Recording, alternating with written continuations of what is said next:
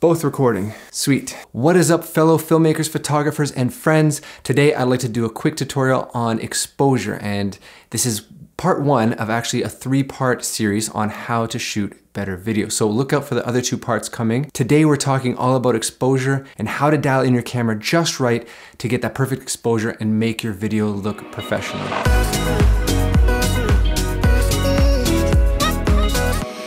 Thank you guys so much for joining me in another video. My name is Paul Voden. I'm a cinematographer from Toronto, Ontario. And today we're going over exposure, so let's get into it. For the most part, unless you're shooting photos and you're shooting raw, exposure is extremely important to get right in camera. So I've learned through my experience over the years in video that exposure is really one of those skills that if you can master, you'll really step up the quality of your video no matter what else is going on. And obviously there are 2 other important items, but we're gonna cover those in the next video. But those 3 combined, those really simple, basic skills when it comes to video can really help your production and really make your videos look professional. So getting perfect exposure is really about assessing the light in your scene. If you can really judge what the darkest parts are and what the brightest parts are and how those balance in your frame, and if your subject is lit correctly, then you've really nailed exposure, and that's all it is. But to understand exposure, you have to understand first a couple of scales. So let's first discuss what IRE is. IRE is basically a unit of measurement in video that will give you a range from 0 to 100. 0 being completely black and 100 being completely white. Using those range on a waveform scale can really let you know what part of your video is at what IRE. And that's important because if you look at something like an Ansel Adams scale, he developed a scale to quickly judge what IRE you would need to place what types of skin tones at. You can see that certain skin tones need to fall at certain values. So what you're looking at right now is a waveform in Final Cut Pro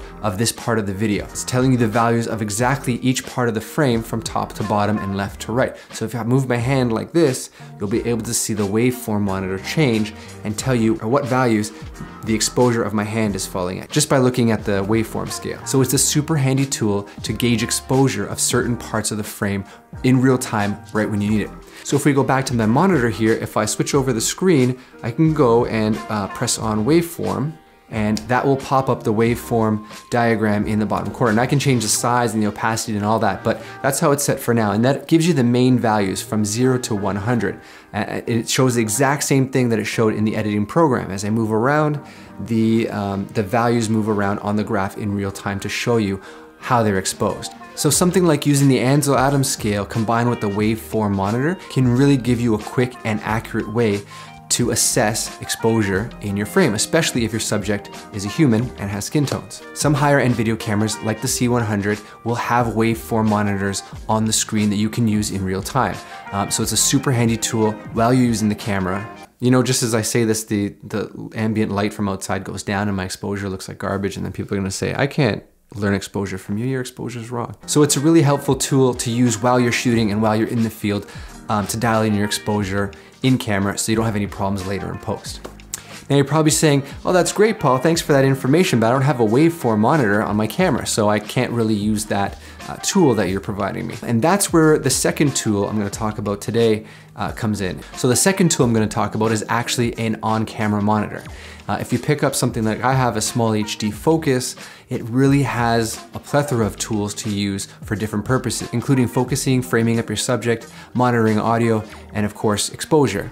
As opposed to using the back of your camera, monitors are bigger, they're brighter, they're easier to see in general. Now I'm using a monitor that is around the $500–600 mark US, but you don't have to have a monitor that's this expensive to actually get some of these tools.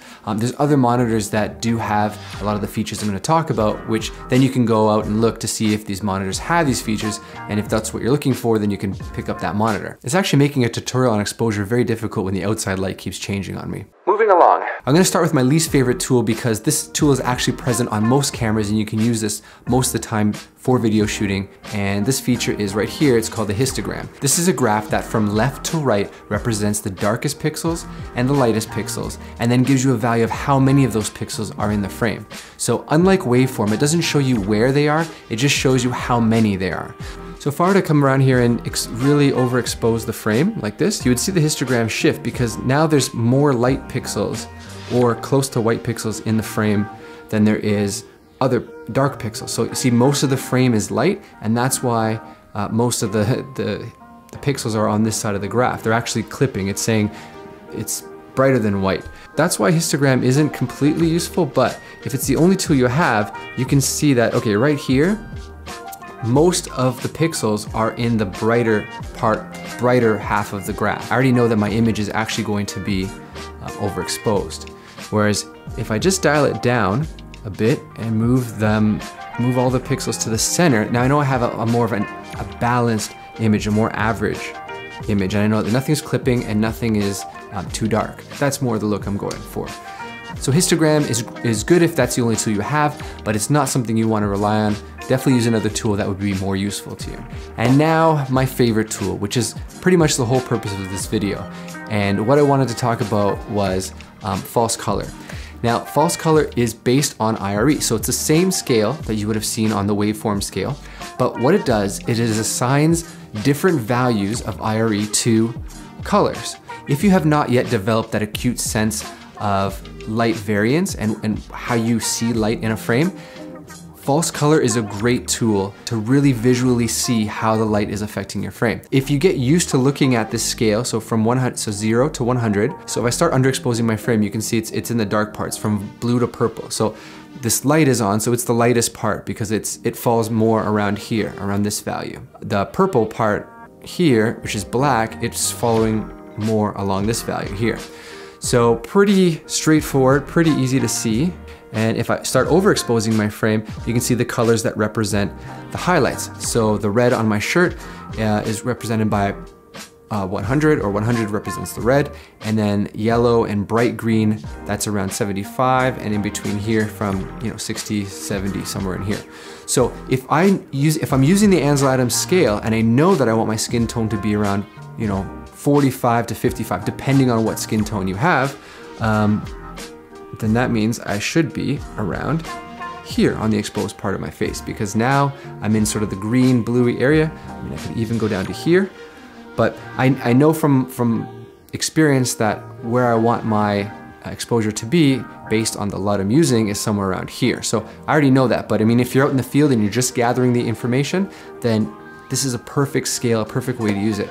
And you can also see things like this. If I turn off my light, you can visually see what the light does. Now, I'm sure if you've had enough experience and your eyes are used to really picking out what the variance of light is doing in your scene, but if you don't have that experience yet, this is a great way to start. So that's pretty much it. Just a simple video on the tools you can use inside of external monitors and how they might help you. There's a wide variety of external monitors from about $100 to $600, $700, $800.